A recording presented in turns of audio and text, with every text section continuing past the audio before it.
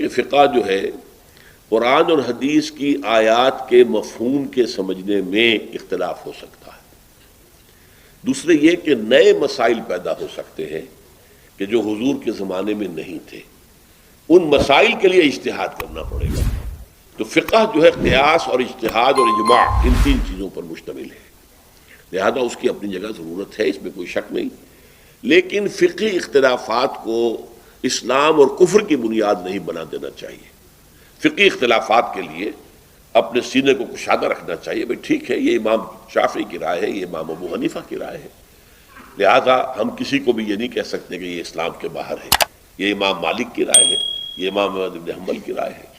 تو اس درجے میں سینے کو کشادہ رکھنا چاہیے۔ آپ چاہے طے کر لیں کہ میں صرف امام ابو حنیفہ کی رائے پر چلوں گا، ٹھیک ہے چلے، اسلام سے باہر تو نہیں ہے نا۔